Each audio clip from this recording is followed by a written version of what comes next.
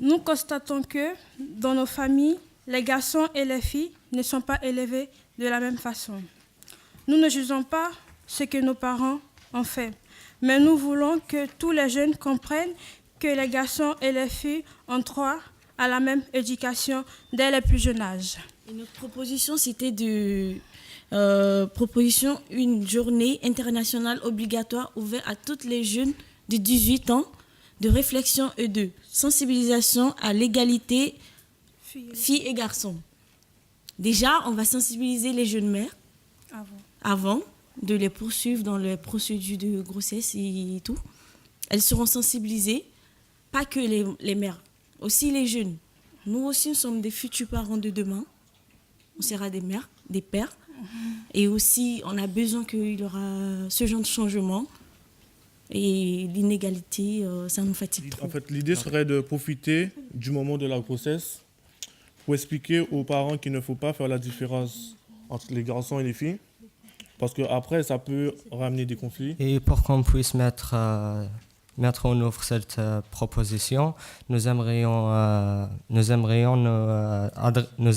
adresser à Madame Bizan, ministre des Solidarités de la Santé, et Madame Chiappa, secrétaire d'État auprès du Premier ministre, chargée de l'égalité entre les femmes et les hommes, car on compte sur eux.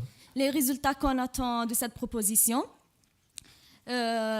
sont d'ouvrir le dialogue entre les parents et les enfants et de gagner la confiance des enfants vis-à-vis des parents. Et aussi de faire prendre conscience que c'est une grande responsabilité d'être parent et qu'il faut se former, se préparer à cette responsabilité. Donc notre proposition de groupe, ce serait de faire une campagne et des affiches publicitaires qui seraient diffusées sur les réseaux sociaux pour sensibiliser les jeunes parents notamment sur l'égalité filles-garçons. Autour de nous, nos camarades de classe et même parmi nous, il existe une autocensure qui part d'un phénomène dès le plus jeune âge où les stéréotypes prennent une place très grande en nous discriminant. C'est pas une discrimination. En nous stéréotypant avec rien que les couleurs et les jouets. Mais ce qu'on peut trouver insignifiant ressort donc, comme je disais à l'instant, à notre âge, même au niveau des choix des métiers. C'est une discrimination, oui, on va utiliser ce terme. C'est une discrimination entre les filles et les garçons au niveau des choix des métiers par de l'autocensure, mais aussi par des refus de certains parents que leur enfant accède à un métier considéré soit comme fille ou comme garçon. Au niveau de l'établissement, effectivement, on voulait mettre un concours qui du coup pousserait chaque élève qui serait représentant pour faire son affiche à se poser déjà la question de qui et de quoi le dérange au niveau des stéréotypes dans l'éducation et des filles et des garçons. Donc c'est un concours, une affiche, ça inclut le jeune dans la démarche et le but, ça serait d'accrocher ces affiches partout, écoles, cabinets médicaux, etc., pour sensibiliser pour le coup les jeunes parents. Au niveau local, ça serait d'inciter les familles à participer à des événements organisés par les collectivités, comme par exemple le projet des élèves du lycée Jean-Pierre Timbaud. Tout d'abord, on aimerait bien du coup, créer une affiche et aussi faire une courte vidéo qu'on pourrait du coup diffuser surtout sur les réseaux sociaux. Et aussi, on avait une autre idée, c'est une enquête de terrain, voir les inégalités les plus présentes au sein d'une famille. Notre proposition, c'est d'améliorer l'accès aux activités extrascolaires et les valoriser. Déjà, ce qu'on pense, c'est que les activités extrascolaires sont très importantes, car au départ, déjà, elles permettent de s'enrichir au niveau culturel, sportif et citoyen, mais aussi de s'engager dans des aventures audacieuses et innovantes. Donc on pense qu'y avoir accès sera un facteur pour réduire de 1 les inégalités sociales, mais aussi pour permettre d'allier en quelque sorte les apprentissages scolaires et du coup les expériences qu'on pourrait acquérir en pratiquant ces activités. Le Clavim, c'est un dispositif jeunesse qui existe dans la ville d'Issy-les-Moulineaux. Et donc, après avoir favorisé les activités extrascolaires sur l'ensemble du territoire, on s'est dit qu'il faut les valoriser. Donc l'éducation, ça passe pas que par la famille et par l'école. À Issy-les-Moulineaux, on a le Lexim. C'est un dispositif qui relie les collèges de la ville et les infrastructures de loisirs. Et donc ça permet de mettre en lumière les engagements des jeunes. On pense que ce renforcement du lien scolaire-périscolaire, il peut permettre une prise de conscience générale de l'importance de ce que les activités développent chez les jeunes en dehors de l'école. Alors, il y a plusieurs résultats qui sont attendus. Donc, le premier, le plus symbolique, entre guillemets, c'est d'inscrire dans la Convention des droits de l'enfant le droit à l'accès aux activités extrascolaires.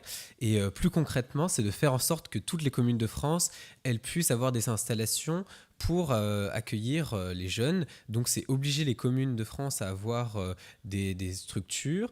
Et on voudrait, par exemple, demander à l'État de faire une loi de quotas de loisirs pour chaque commune et qui puisse financer ça, puisque toutes les communes, malheureusement, n'ont pas le financement pour. Et ce serait dommage que ce soit uniquement les communes qui ont le financement qui puissent accueillir ces jeunes.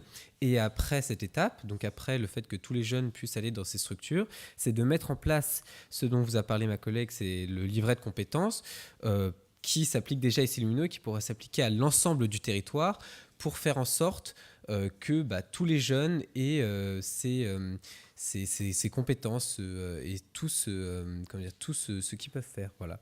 Donc on aimerait vraiment que ce qui se passe ici, cette expérience ICN, elle se passe au niveau national, parce que ce serait pour nous une grande joie de voir tous ces jeunes acquérir ces compétences à travers ces activités.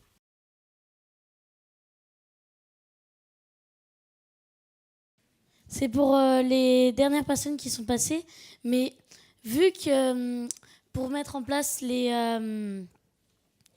activités gratuites, mais il faudra augmenter les impôts, donc les gens vont plus payer pour la commune, et donc les gens vont plus payer, même ceux qui en feront pas vont quand même payer. Donc pour répondre à ta question, nous, notre idée, c'est que plutôt l'accès au loisir, c'est un droit. Donc, à l'image de l'éducation nationale qui est gratuite, l'accès au droit, ce serait gratuit ou presque gratuit. Donc, après, il faut s'arranger avec ta commune pour pas trop payer, mais ça dépendra des centres de loisirs qui t'accueillent. Et donc, l'objectif, en s'adressant aux députés, c'est que ce soit accessible au plus grand nombre, que ce soit vraiment un dispositif national et qui enlève toute inégalité.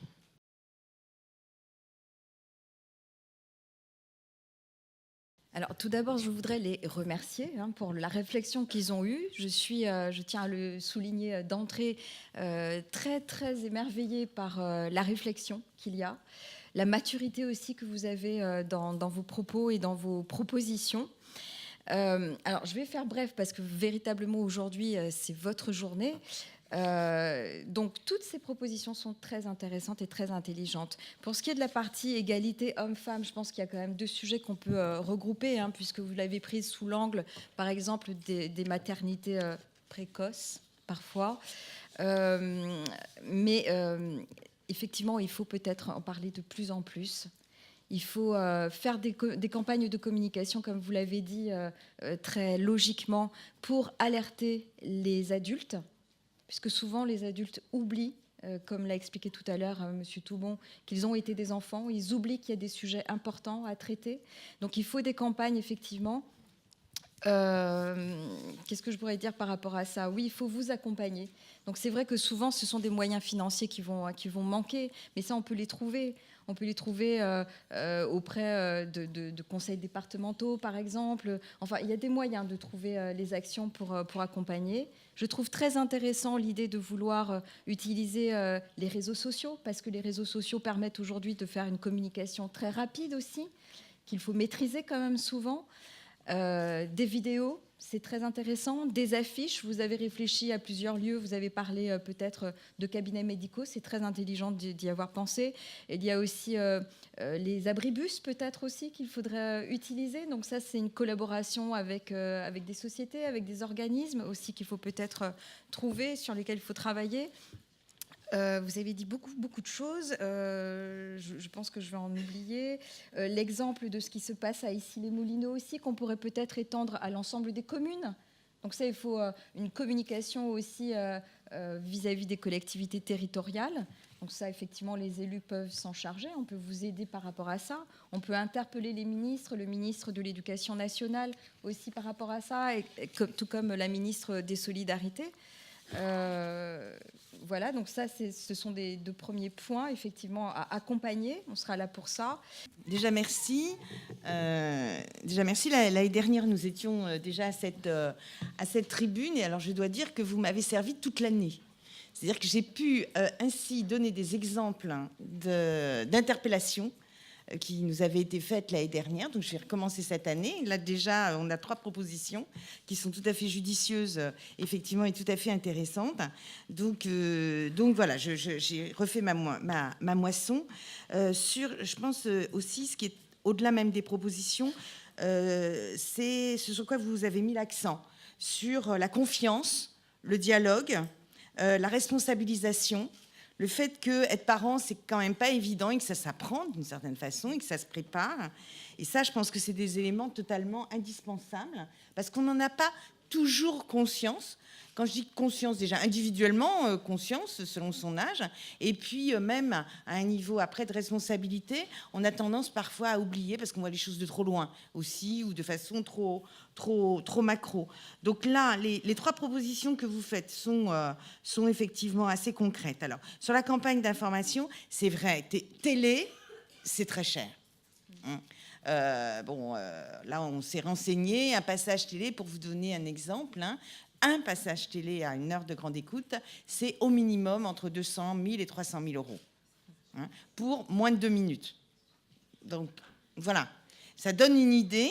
Donc, ça veut dire qu'il faut on ne peut pas faire ça très souvent, ça veut dire qu'il faut se donner d'autres façons aussi d'intervenir, bien sûr, les réseaux sociaux, mais aussi toutes les associations. Je pense qu'il faut vraiment démultiplier les lieux où on pourra avoir après cette information, cette sensibilisation qui doit être faite.